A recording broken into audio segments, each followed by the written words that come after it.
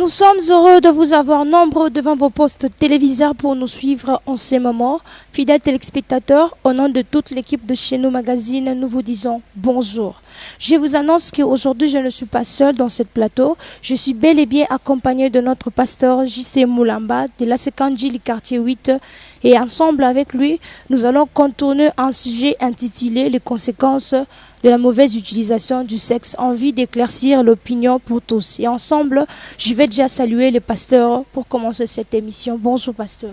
Bonjour ma soeur. Comment vous allez? Par la grâce de Dieu, nous tenons. Oui pasteur, après un long temps, nous vous avions encore retrouvé chez nous magazine. C'est un réel plaisir pour nous. C'est à moi de vous dire merci. Oui, pasteur, nous voici encore devant de vous pour essayer un peu de débattre sur ce sujet que vous avez organisé pour le jeune, intitulé « Les conséquences de la mauvaise utilisation du sexe ». Partons déjà avec notre première question de cette émission. Pasteur, nous aimerions savoir pourquoi le choix de ce thème-là.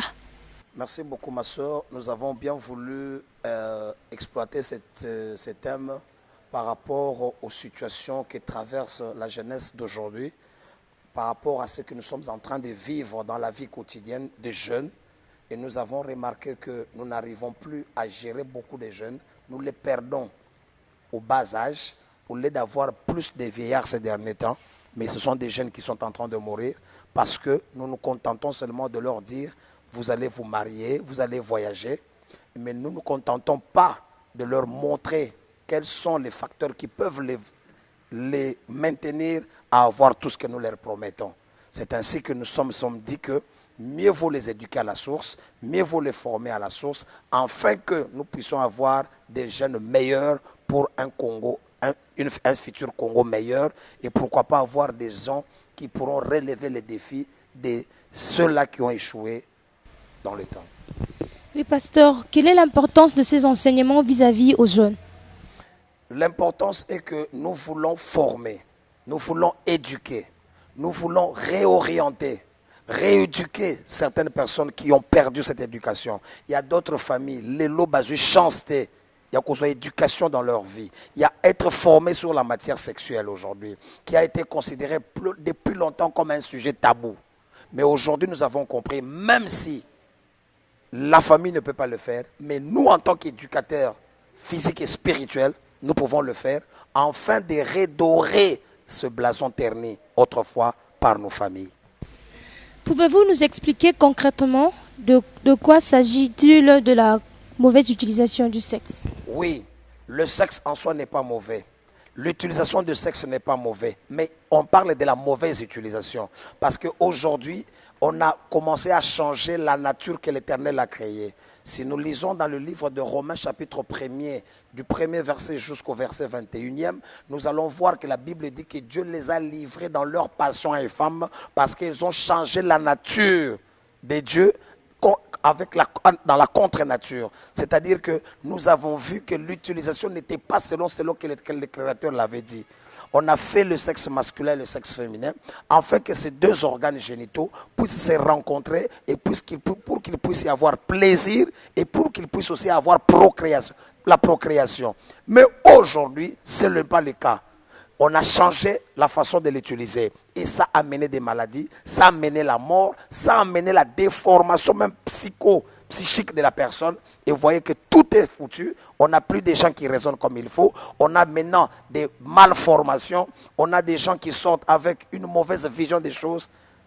Rechargeons maintenant ces pensées-là et créons ce qui est nécessaire pour que nous puissions avoir des vrais jeunes dans l'avenir. Oui, pasteur. Lorsqu'on parle de la mauvaise utilisation du sexe, c'est qu'on parle aussi de la bonne utilisation du sexe. Tout à fait. Il y a la bonne utilisation. C'est pour ça que je dis que le sexe en soi n'est pas mauvais. On l'utilise pour le plaisir, pour ceux qui sont appelés à l'utiliser, c'est-à-dire dans le mariage, pas en dehors du mariage. En dehors du mariage, c'est la fornication, c'est l'impudicité.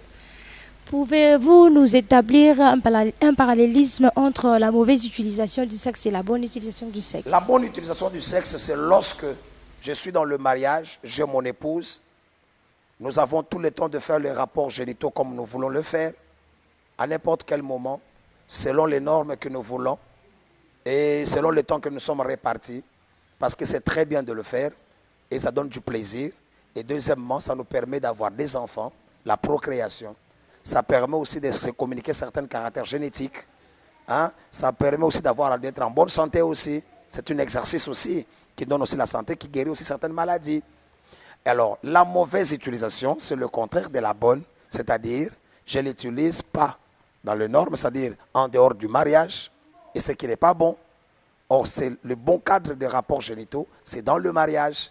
Et quand on ne le fait pas dans le mariage, c'est ainsi que vous allez voir, d'autres sont en train de le faire avec la bouche, d'autres sont en train de le faire avec l'anus, les hommes entre les hommes, les femmes entre les femmes, d'autres commencent à se masturber.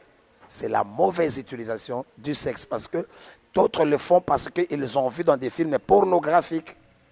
C'est à cause de cela qu'ils vont le faire aussi. Et vous allez voir même dans le mariage aussi, même ceux-là qui sont dans le mariage, à cause d'avoir vu, pour avoir vu certains films pornographiques, je peux aussi l'utiliser dans le mariage. Et ils oublient que la Bible dit que les mariages soient honorés de tous et que les lits conjugales soient exempts de toute souillure. Et ils amènent la souillure parce qu'ils ont vu des pratiques qui ne sont pas des vraies pratiques selon la parole de Dieu.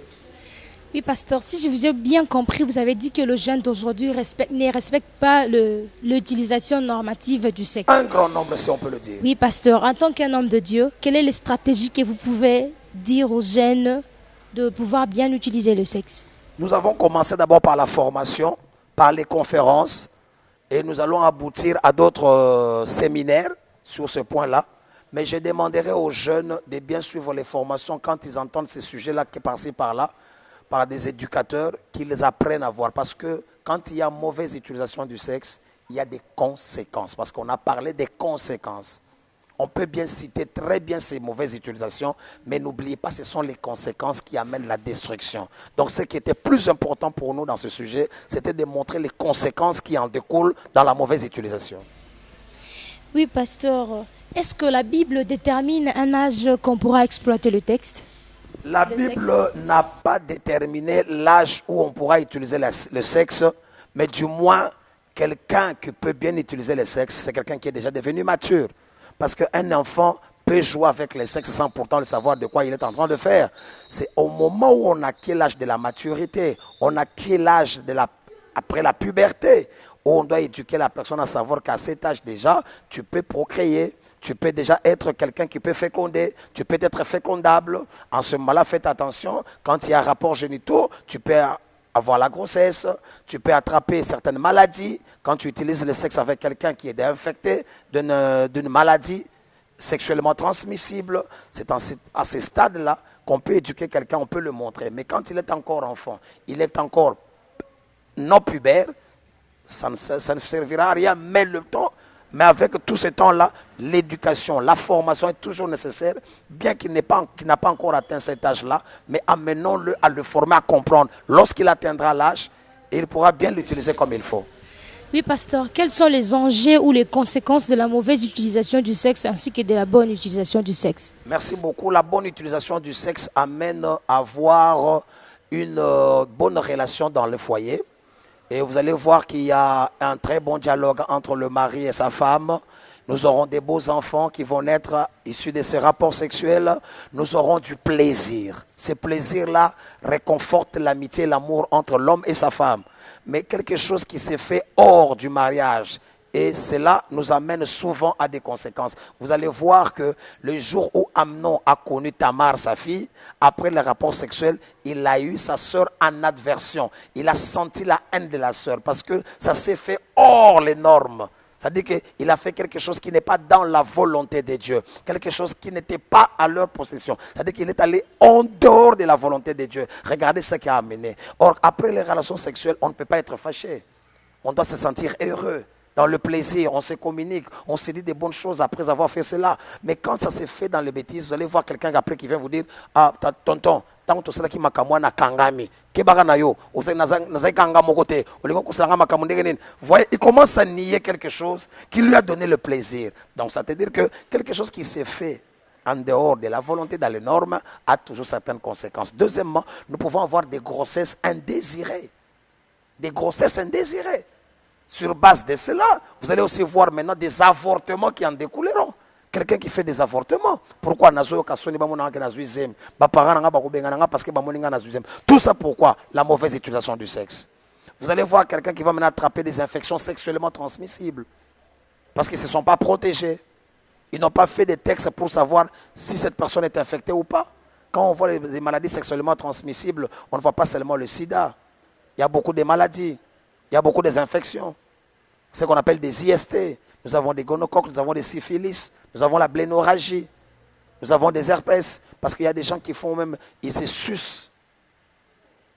Ils vont sucer le pénis, c'est ce qu'on appelle la fellation. Il y a des gens qui vont jusqu'à la sodomie, qui se disent que moi, pour avoir de plaisir, l'homme doit me prendre par l'anus. L'homme qui dit non, pour avoir beaucoup de plaisir, la femme doit commencer par me sucer, le pénis. Est-ce que vous comprenez cela? Ce sont des choses qui amènent des infections et des conséquences. Nous avons des cancers qui sont à la longue plus tard, qui peuvent amener même des cancers de l'œsophage, des cancers du col, des cancers de l'anus. Tout ça. Et ce sont surtout beaucoup plus les gens qui font l'homosexualité, les PD, les gays. Dans le lesbianisme, il y a des gens là qui attrapent des infections sexuellement transmissibles entre les femmes. Ils se sucent entre eux. Et tout ça passe par la bouche. Des infections oro-bico-pharyngées. Bico-pharyngées, qui en découleront. Donc ce sont des choses que nous devons combattre et qui tuent beaucoup les jeunes aujourd'hui. Dans les âges environnants, 25 ans à 40 ans, ce sont des gens que nous perdons comme ça facilement. Même des soi-disant chrétiens. Moi, je peux vous dire que je connais un pasteur aujourd'hui qui est bloqué à l'hôpital dans le service d'oncologie parce qu'aujourd'hui, il est atteint d'une infection, d'un cancer de l'anus. Un pasteur qui faisait l'homosexualité avec d'autres hommes, mais il était pasteur. Et aujourd'hui, il est bloqué avec le cancer de l'anus. Il a maigri. On ne le voit plus. Tout ça, nous devons les éduquer, nous devons les former. Voilà les conséquences. Oui, pasteur, si je vous ai bien compris, ce sont de jeunes qui ne respectent pas l'utilisation normative du sexe. Nous n'avons pas seulement dit les jeunes, Oui. mais la grande majorité de ceux qui sont beaucoup plus affectés par là, ce sont des jeunes. Mais nous trouvons aussi des adultes qui sont liés aussi à cela. Parce que nous avons aussi parlé de ce qui se font chez les mariés aussi, chez les adultes aussi. Il y en a aussi. Des mariés qui n'utilisent pas le sexe bien, mais pourquoi avez-vous pas organisé aussi les enseignements pour les mariés seulement Non, pour nous les avons jeunes? organisé, nous avons fait ça, je crois que c'était le lundi parce que le lundi chez nous, nous avons le culte des mamans et j'avais invité et les mariés, les fiancés, les proposants à être là présents. Parce que vous allez voir aussi par rapport à la sodomie là, le jour où Dieu est entré pour détruire Sodome et Gomorrhe, ce sont les adultes qui ont demandé à l'autre, faites-nous sortir les gens qui sont entrés chez vous là-bas. Nous voulons les connaître. Ce sont les responsables qui ont voulu faire cela. Donc nous avons compris que même les mariés les font aussi. Un papa qui dit aujourd'hui, pas ça, tu dois me sucer. Une femme, pour avoir du plaisir, on doit le prendre par l'anus. Un homme qui se dit qu'il ne veut pas toucher sa femme, mais qui a le plaisir de prendre certains produits gélatineux, de prendre des produits caustiques pour se masturber, avoir le plaisir dans les masturbations. C'est un homme marié. Il accepte de jeter la semence par terre par rapport à la masturbation parce qu'il ne trouve pas bon de s'accoupler avec sa femme. Quelque part, il y a une possession. Alors nous devons aussi éduquer ces gens-là du point de vue spirituel et du point de vue médical. Oui, pasteur, quelle est la particularité pour ces enseignements? La particularité, nous voulons détruire les mauvaises pratiques. Pourquoi pas en RDC, dans la ville de Kinshasa et plus particulièrement chez les chrétiens surtout, qui doivent vendre la bonne image de Jésus dans le monde. Et ce sont eux qui sont beaucoup plus affectés. Parce que vous allez trouver même les païens qui ne le font pas, mais les chrétiens le font. On se pose la question pourquoi? Nous les recevons beaucoup dans les repentances. Papa, je fais ça, je fais ça. Et vous ne trouvez pas ça chez les païens beaucoup. Et quand vous regardez même dans les hôpitaux en tant que médecin, quand nous circulons, nous regardons dans les tours des salles, nous trouvons la plupart, ce sont des jeunes. Et vous le demandez, vous priez où? Moi, je prie dans telle église. Je suis intercesseur. Je suis évangéliste. Oh, je suis gagneur d'âme.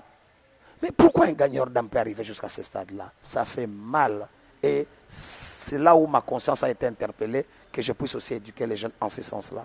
Oui, pasteur, par rapport à ces enseignements, crois-tu que ces jeunes que vous êtes en train d'éduquer sont en train aussi d'utiliser ces enseignements vraiment? Madame, la répétition est toujours la mère de la science. Ce n'est pas que tout le monde qui ont étudié dans la même classe qui vont réussir. Il y a de ceux-là qui échouent. Mais à la longue, ils reprennent pour ne plus échouer et passer des classes. C'est-à-dire qu'au fur et à mesure, nous parlerons. Grâce soit rendue à Dieu parce qu'il sera toujours de gagner tant soit peu un grand nombre qui comprendront et plus tard seront aussi des formateurs des autres personnes. Et nous prions Dieu, ça c'est ma prière, afin que ces enseignements puissent aller loin. J'en fais un cheval de bataille, afin que d'abord dans toutes les assemblées de la grande communauté ACK, cela soit prêché, et aussi pourquoi organiser des conférences au niveau des endroits un peu publics où nous pouvons regrouper tout le monde, chrétien ou pas chrétien, et de toutes les communautés, de toutes les couches de la population, afin de parler de ces choses. Car ça fait rage aujourd'hui. On veut copier ce que nous trouvons dans d'autres cieux par rapport à votre mentalité. Or, chez les Africains, il y a aussi certaines traditions que nous devons respecter. Il y a ce qu'on appelle aussi le retour à l'authenticité. Nous ne pouvons pas tout copier. Et ce ne sont pas seulement eux qui sont nos modèles. Le vrai modèle, c'est Jésus de Nazareth. Alors nous devons copier le modèle de Christ. Pourquoi le copier le modèle des Européens? Est-ce que c'est par eux que viendront le salut? Le salut vient que des Juifs, le salut vient de Dieu. Alors, la Bible dit que l'élévation ne vient ni de l'Orient ni de l'Occident. Si l'élévation ne peut pas venir de l'Orient et de l'Occident, seulement la connaissance, retournons à Dieu qui nous donne l'intelligence et la sagesse pour comprendre ces choses et les éradiquer. Il nous fera grâce et je pense avec l'aide du Saint-Esprit, nous atteindrons nos objectifs. Oui, pasteur, de façon brève, qu'est-ce que les jeunes peuvent retenir de ces enseignements? Je leur dirais que éviter la masturbation, elle a des conséquences graves du point de vue psychique, psychologique, parce que c'est les rapports sexuels, le phénomène de l'éjaculation, le phénomène des rapports sexuels est beaucoup plus automatique. Elle ne peut pas être mécanique. Vous le mécanisez en faisant certaines pratiques et en prenant certains produits pour vous stimuler à cela. C'est très dangereux. Ceux qui pratiquent la sodomie, prendre les gens par l'anus, c'est très dangereux. Ceux qui pratiquent la fellation, sucer l'organe génital de la femme, ceux qui pratiquent le cunnilingus, sucer l'organe génital de la femme, c'est très dangereux. Ça a des conséquences tellement terribles que vous ne pourriez jamais maîtriser à la longue. Et on vous dira que c'est fini, attendez la mort. Mais malgré on va vous faire tous ces traitements, vous allez aller en Inde, c'est pour que vous puissiez partir un jour. Avant que cela vous arrive, mieux vaut prévenir que guérir. Tous ceux qui pratiquent le lesbianisme, tous ceux qui pratiquent le système de gay, nous voulons les conseiller à laisser cela parce que ces choses vous coûteront cher plus tard. Même dans les catchs américains, quand ils mettent ça à la télévision, ils disent toujours, s'il vous plaît, ne faites pas ça chez vous. Tout ce que vous voyez, ce n'est pas la vérité. Ne le faites pas parce que ça détruira et vos promesses et ça détruira et votre corps. Ouais. Merci, pasteur. Nous voulons déjà arriver à la fin de cette émission. J'aimerais vous poser une question. Quels sont les programmes que vous avez organisés à l'église, à l'ensemble des téléspectateurs durant ces 2 mois qui restent déjà pour clôturer cette année 2017? Étant donné que nous avions déjà commencé avec ce système, avec cet enseignement où nous parlerons déjà des dangers, des conséquences de la mauvaise utilisation des sexes, et le plus grand danger, c'est la mort. Alors, étant aussi arrivé vers la fin de l'année où nous avons toujours compris que le monde des ténèbres cherche toujours à sacrifier, à lever ceux qui sont très précieux, nous avons commencé aussi un grand service où nous l'avons dénommé Non, non, non, je ne mourrai point. Et nous avons commencé à démontrer quels sont les facteurs qui peuvent amener la mort, la mort dans la vie des enfants de Dieu. Et nous avons commencé déjà ces enseignements où nous avons dit que ceux-là qui ne respectent pas les parents, ce sont ceux-là qui peuvent engendrer la mort. Aujourd'hui, ceux qui font ces pratiques-là, ce n'est pas parce qu'ils n'ont pas écouté leurs parents.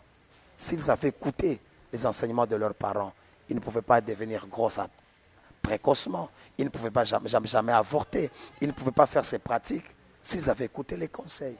Et voilà comment la mort arrive. Ils n'arrivent pas à vieillir.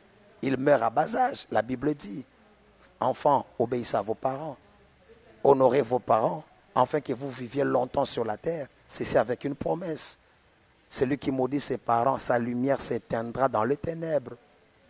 Alors, pourquoi aujourd'hui nous mourons? Pas parce que nous pratiquons mal le sexe, mais il y a des facteurs aussi qui entraînent la vie, l'esprit des morts dans la vie. Nous voyons que les sorciers, mais quand on ne respecte pas les parents, c'est Dieu qui vous punit, vous partez.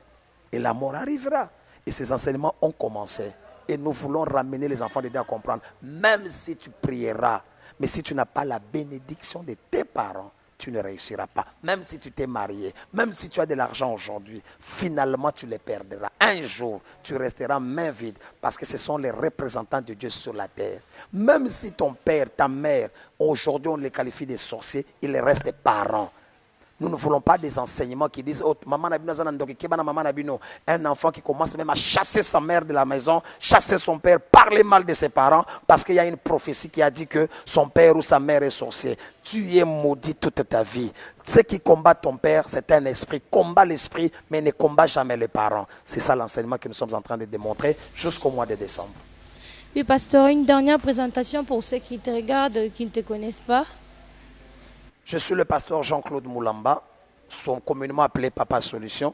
Je suis pasteur de l'ACK Njili quartier 8, dans la grande communauté ACK dirigée par l'évêque Pascal Mokuna.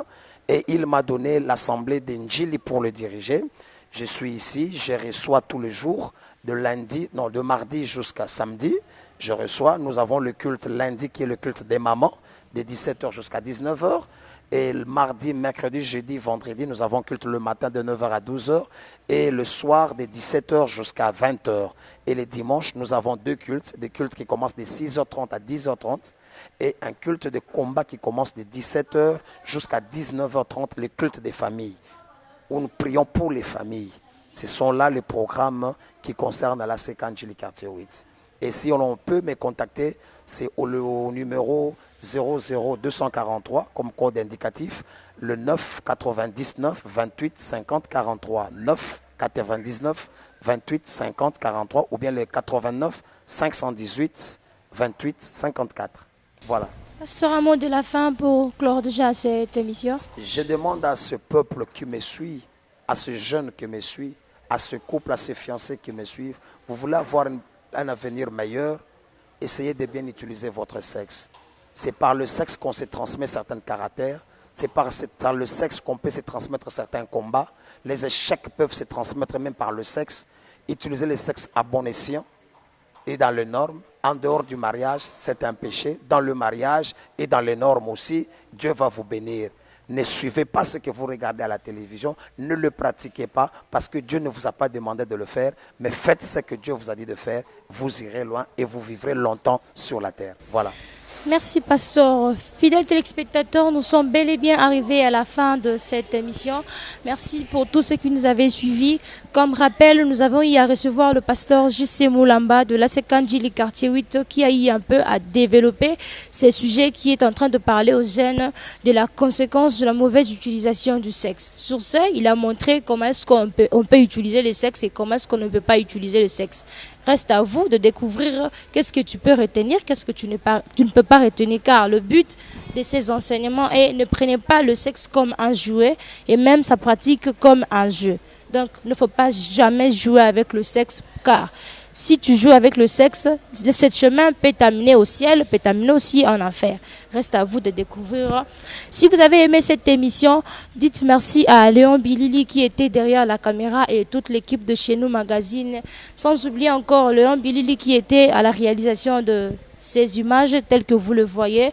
Nous vous disons déjà merci. Merci beaucoup de nous avoir suivis. On se retrouve à la prochaine pour un nouveau numéro. Bye. Bye.